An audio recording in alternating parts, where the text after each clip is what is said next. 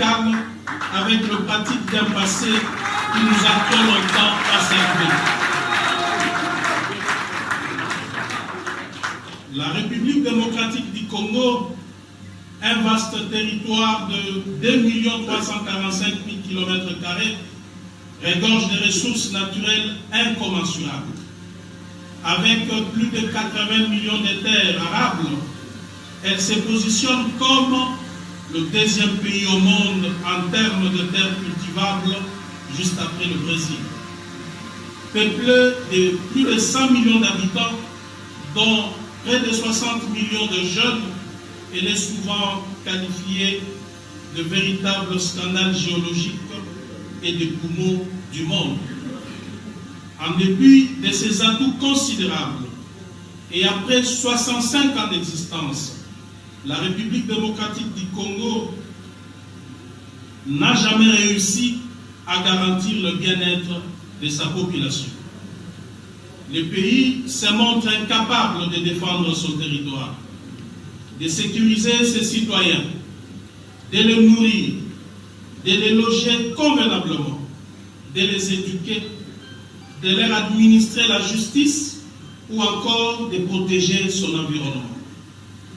La raison évidente de cet échec réside dans un système de confiscation du pouvoir du peuple, d'oppression et de prédation. Ces systèmes mis en place dès 1960 par une élite motivée par l'enrichissement personnel s'est enraciné au fil des décennies sous les régimes successifs atteignant aujourd'hui son paroxysme.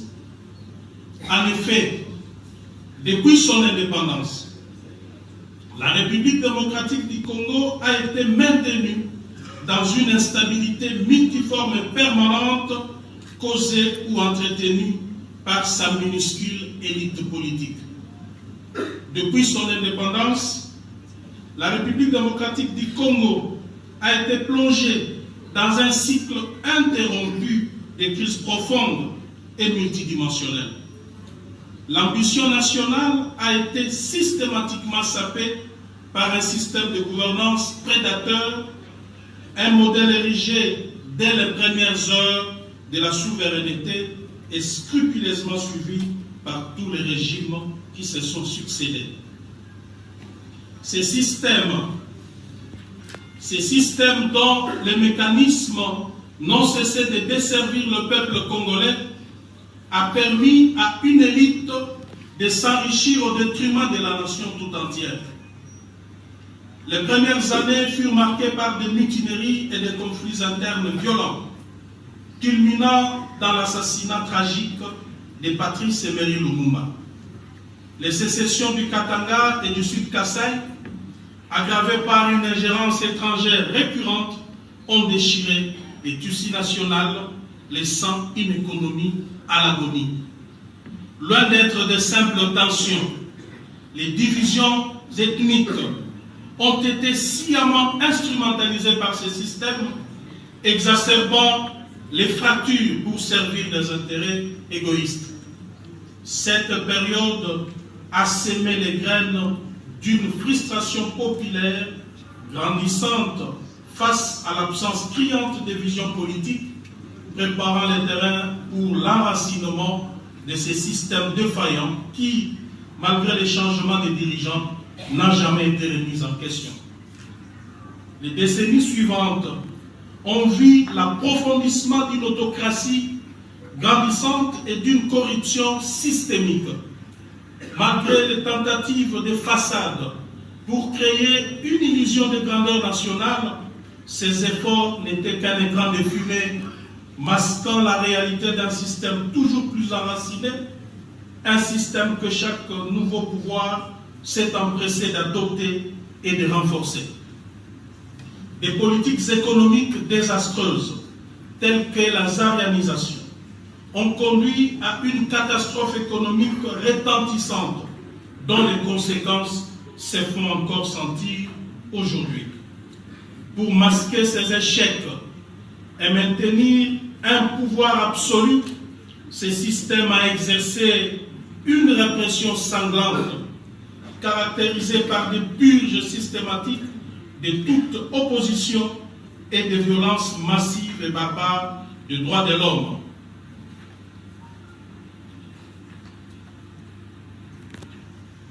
L'extravagance obscène et la corruption effrénée, piliers de ces systèmes, ont gangréné chaque strate de la société, détournant les richesses nationales au profit d'un petit groupe d'individus. Même face aux pressions internationales, les ouvertures vers le multipartisme se sont souvent avérées n'être qu'une parodie démocratique, une ultime tentative désespérée de maintenir le système en place. Les transitions politiques ont rarement apporté la stabilité espérée, se transformant souvent en nouvelle ère d'incertitude marquée par la continuation des conflits et une gestion autoritaire. Le système a prouvé sa capacité à se réinventer, à se doter de nouveaux visages, mais sans jamais changer sa nature profonde. Plus récemment, le pays a été secoué par une instabilité politique et militaire chronique. Des accusations massives et non démenties de fraudes électorales ont miné la crédibilité du processus démocratique, alimentant une contestation populaire légitime de la gouvernance. Les abus de pouvoir flagrants et la corruption éhontée ont révélé une kleptocratie institutionnalisée qui n'est qu'une facette de ce système global. Les conflits armés incessants, particulièrement dans l'est du pays, ont plongé des régions entières dans les chaos humanitaires et sécuritaires. La croissance économique, parfois affichée, n'a été qu'une illusion, un mythe conçu pour masquer l'accaparement des richesses par une élite minuscule, entraînant des disparités sociales abjectes et une misère accrue pour la majorité de la population.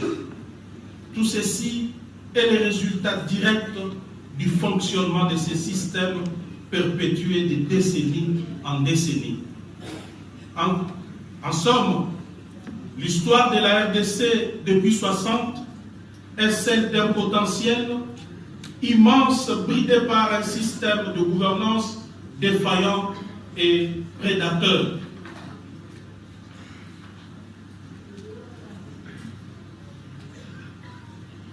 Les caractéristiques principales des méfaits ont persisté, prouvant la résilience de ces systèmes.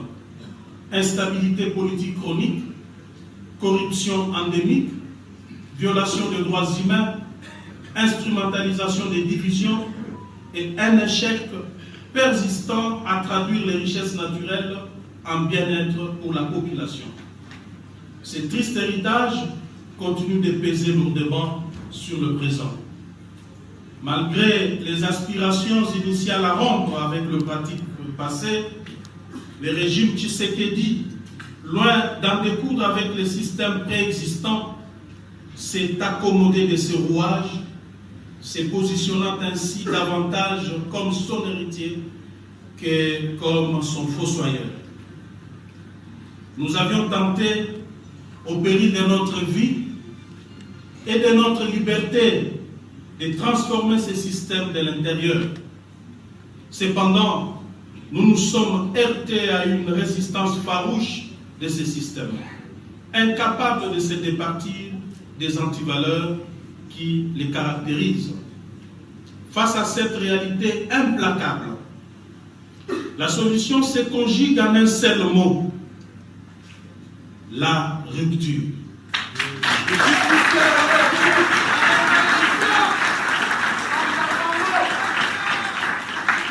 Le peuple congolais ne peut plus se contenter de demi-mesures ou de simples réajustements cosmétiques.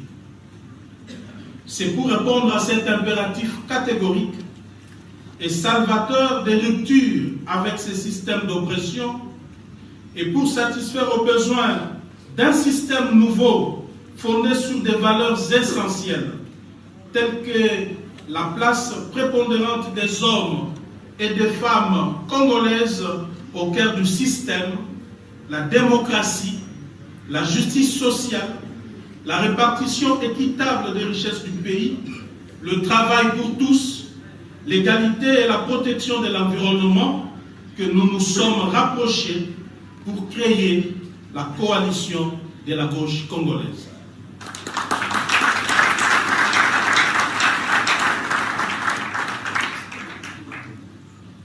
Mesdames et messieurs, distingués invités, l'évocation de ces faits malheureux qui émaillent l'histoire de notre pays était nécessaire. Car, comme l'affirme le professeur Alfred Glosser, je cite, « Décrire les réalités humaines, essayer de les comprendre, c'est peut-être aider à la fois ceux qui exercent le pouvoir et ceux qui leur confient à mieux appréhender ces réalités. C'est aussi concourir, sans sortir de son rôle, à donner toute sa dimension à la politique. »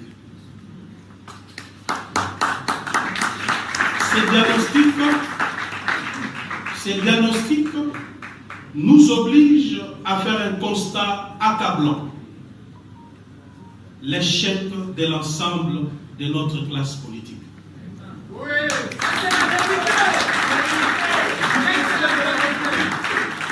Trop souvent, ces acteurs politiques sont corruptibles ou corrompus,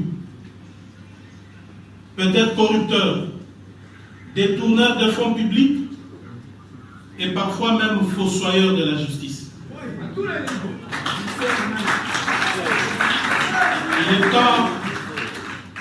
Il est temps de s'arrêter et de déclarer « ça suffit ».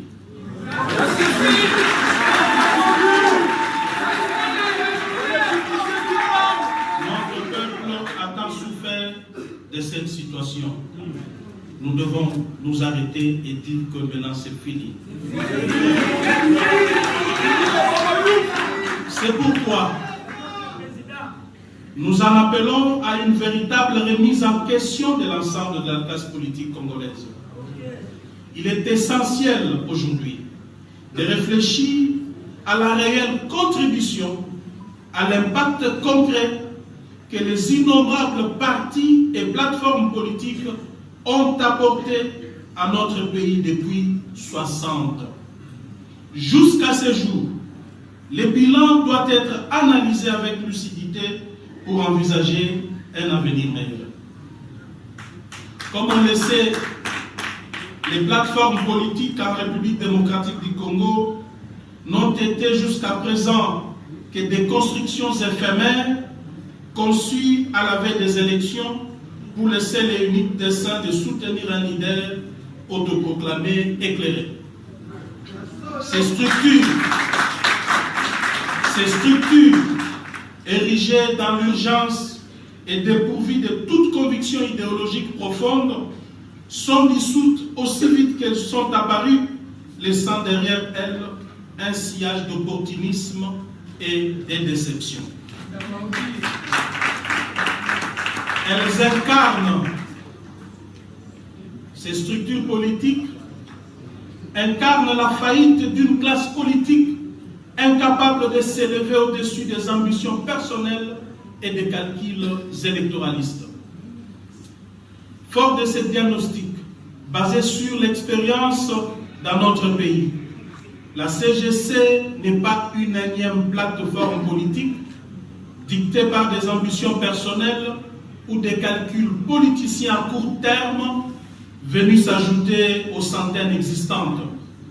Non, elle est plutôt l'expression de la rupture radicale avec les pratiques d'un passé qui nous a trop longtemps asservis.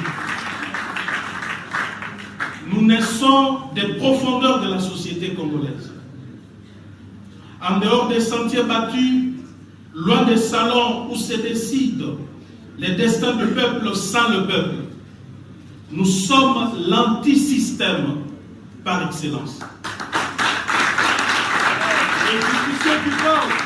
Notre particularité réside dans le fait que nous rassemblons uniquement des partis politiques et des citoyens qui partagent véritablement les valeurs cardinales de la gauche, comme d'ici haut, je cite, la justice sociale, l'égalité des chances, la solidarité, la souveraineté nationale pleine et entière sur nos ressources, la dignité humaine, la protection de l'environnement et une gouvernance transparente et responsable. La CGC ne se construira pas autour d'un homme providentiel, mais plutôt autour d'un leadership crédible, visionnaire, fondé sur une idéologie claire et d'un programme de gouvernance concret. Nous rompons avec la floraison désordonnée des regroupements politiques sans âme pour construire une plateforme politique solide unie par des principes inébranlables. Notre objectif n'est pas de succéder au système actuel, mais de les transformer en profondeur, de ses fondations au sommet, pour bâtir une république au service de tous les Congolais. Nous sommes l'anti-système, ne regroupant que les partis, les Congolaises et Congolais qui partagent les valeurs de la gauche. Mesdames et messieurs, distingués invités, chers camarades, dans les jours à venir, la coalition de la gauche congolaise ne se contentera pas de dénoncer. Nous agirons. Nous participerons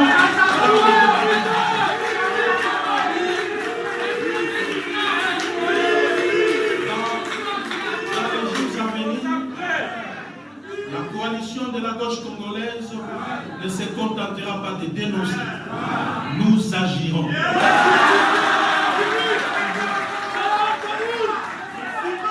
Nous participerons dans les débats publics.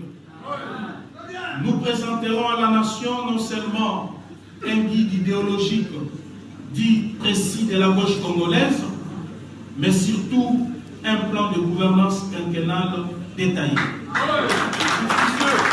Ce plan ne sera pas une simple liste de promesses, mais une feuille de route méthodique, ancrée dans notre idéologie de gauche qui exposera comment nous allons gouverner. Comme d'ici haut, le système de prédation pour assurer sa survie a d'abord effrité l'État, ensuite l'a complètement détruit. À cet effet, la neutralisation du système de gouvernance actuel passe impérativement par la refondation profonde de l'État. Nous concevons l'État comme une superstructure essentielle, sans laquelle aucun changement majeur ne peut être envisagé. Il s'agit ici de l'État dans sa dimension cosmogonique, c'est-à-dire doté de l'ensemble de ses capacités anticipatives, défensives et réactives. À cet effet, 6 piliers fondamentaux, l'armée, la police, les services de sécurité, la justice, l'administration publique et la diplomatie constitueront sa partie métaphysique. Compte tenu de sa position géostratégique et fort d'une expérience malheureuse des 30 ans d'instabilité des conflits armés, souvent provoqués par certains de nos voisins, nous déploierons tous les efforts nécessaires pour bâtir une armée forte, disciplinée et bien équipée.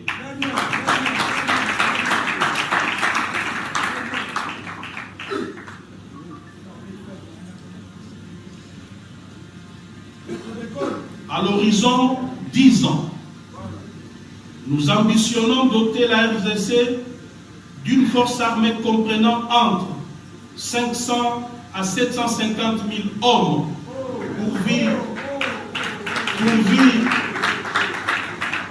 pourvus d'une logistique militaire tactique de pointe. Notre objectif est de construire un État pacifique et hospitalier en plein cœur de l'Afrique, mais doté d'une doctrine militaire ferme. Je cite: tout acte ou déclaration d'un État voisin susceptible de menacer notre indépendance, notre souveraineté, ou la paix et la sécurité de notre peuple sera considérée comme une déclaration de guerre.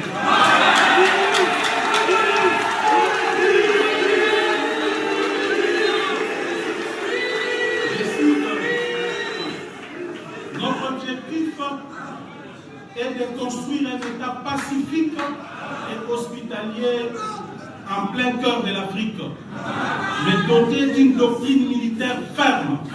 Je cite: tout acte ou déclaration d'un État voisin susceptible de menacer notre indépendance, notre souveraineté, ou la paix et la sécurité de notre peuple sera considérée comme une déclaration de guerre.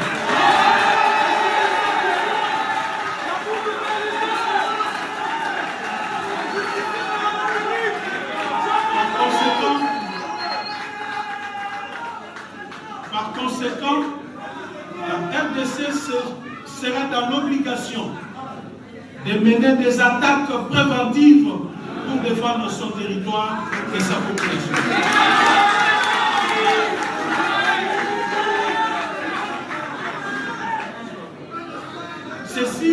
Ceci voudrait dire que pour des raisons existentielles, la guerre ne sera pas une option, mais une obligation sacrée.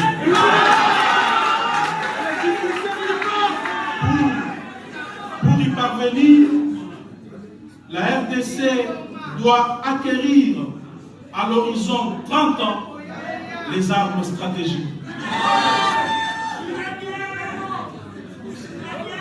Mesdames et messieurs, distingués invités, chers camarades, chaque aspect de la vie de notre nation sera abordé avec des propositions claires et des méthodes éprouvées. Sur le plan de la justice, nous allons restaurer l'autorité de l'État sur l'ensemble du territoire en appliquant de manière stricte, sévère et rigoureuse les lois de la République, sans exception ni favoritisme.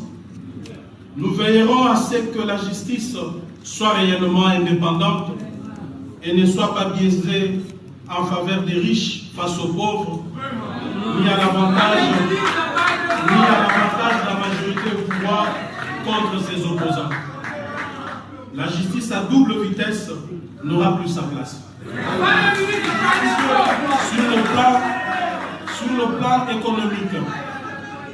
Sur le plan économique, nous allons promouvoir l'économie sociale de marché pour une croissance inclusive, la diversification et l'industrialisation de notre économie.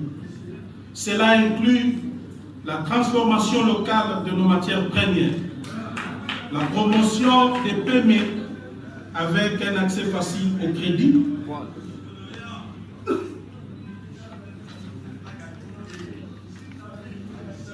pour ainsi faciliter les investissements des partenaires étrangers respectueux des lois de la République. Distingués invités, chers camarades, tant que la classe politique en général et les gouvernants en particulier ne se poseront pas la question suivante: que faisons-nous de nos ressources minières? Tant que l'homme politique congolais ne se posera pas cette question, si nos minerais ne sont destinés qu'à être vendus à l'état brut, permettant aux dirigeants de s'en partager le prix, de les blanchir dans des paradis fiscaux, ou encore d'investir dans des projets immobiliers à Dubaï et ailleurs, alors le Congo est mal parti. Pour que le Congo emprunte réellement la voie du changement et du développement, nous devons transformer localement nos matières premières, leur donner de la valeur ajoutée et favoriser la création d'emplois durables et l'industrialisation de notre pays. Pour y parvenir, nous allons 1. Appliquer un taux fiscal unique réduit à 10% pour ceux qui produiront pour la consommation des Congolais. 2. Appliquer une exonération totale d'impôts et taxes pour tout produit transformé localement destiné à l'exportation. 3. Appliquer un taux douanier élevé sur tous les produits importés qui font partie des produits transformés localement pour protéger la production locale. 4.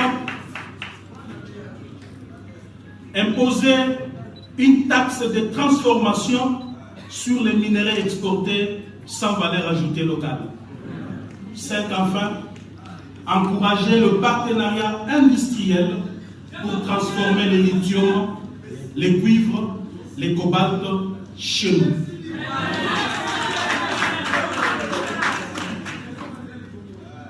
Nous mettrons en place 3 réformes majeures pour bâtir une économie digne et souveraine.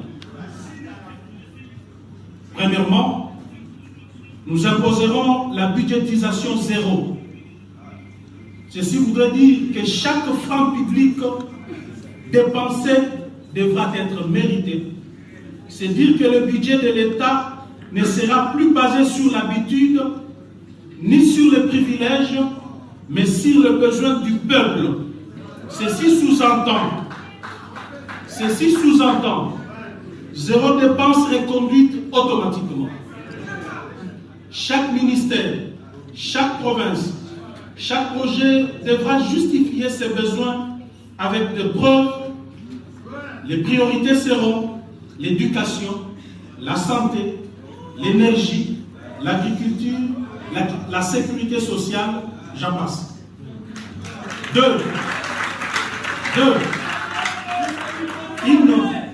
Une fiscalité juste, simple et numérique pour relancer la production. Chaque contribuable aura un identifiant fiscal biométrique. Fini les doublons, les fraudeurs et les fictifs. 3. L'économie populaire et productive. Chaque Congolais vivra de son travail, car nous croyons à la force des bras et des idées congolaises et non aux aides étrangères. Sur le plan des infrastructures, nous visons un développement équitable qui connecte nos provinces, facilite les commerces et garantit l'accès aux services essentiels. Sur le plan social, nous mettrons en place des programmes sociaux spécifiques, bien planifiés, pour des catégories de personnes bien identifiées. Ainsi, nous faciliterons l'accès aux services sociaux de base à tous. Ici, je cite l'éducation, la santé, l'eau, l'électricité, les transports, et j'en passe.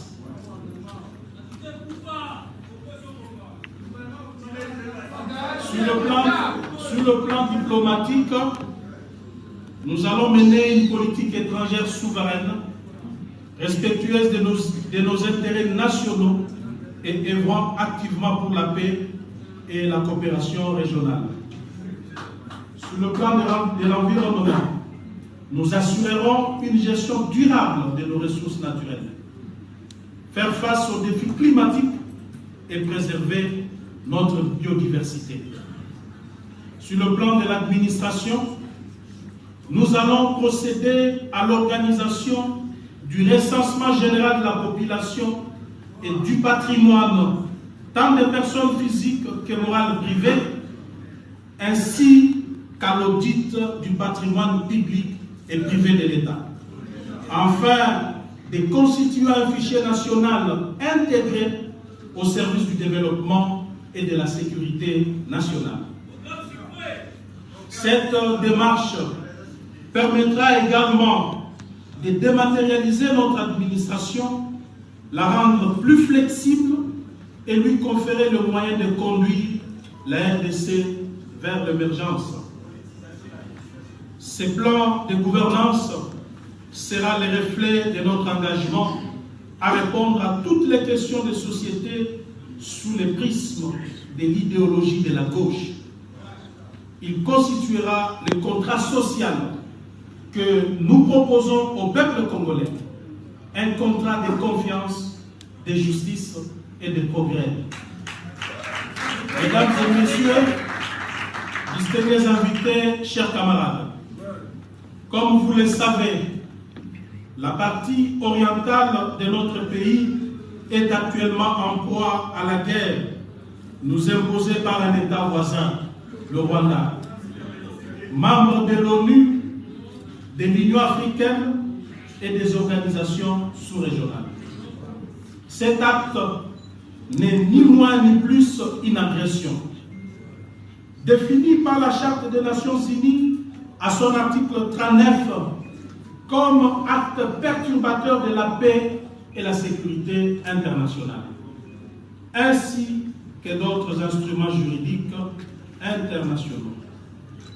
Face à cette situation humiliante qui menace notre existence en tant qu'État-nation, on aurait voulu voir le pouvoir en place agir avec fermeté face à ces petits pays qui ne fait que verser le sang des Congolais, et c'est là, conformément à l'article 51 de la Charte des Nations Unies qui encourage les États à user de leurs droits naturels de légitime défense lorsqu'ils font l'objet d'une agression armée. Ce n'est pas la force du Rwanda qui nous a servi. Ce n'est pas parce que le Rwanda est fort, mais bien les systèmes de prédation érigés en RDC qui nous a rendus faibles.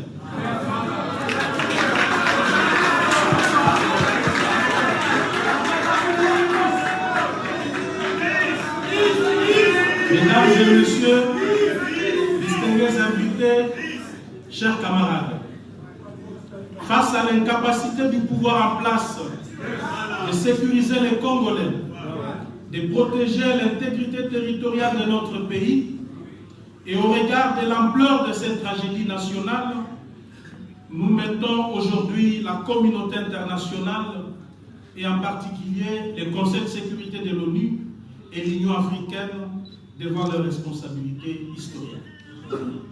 Ces organisations internationales ne peuvent rester passives face à l'occupation avérée d'une partie de notre territoire par une armée étrangère et face au discours séparatiste visant des résultats incalculables, conçus pour paver la voie à la balkanisation de notre chère nation. C'est pourquoi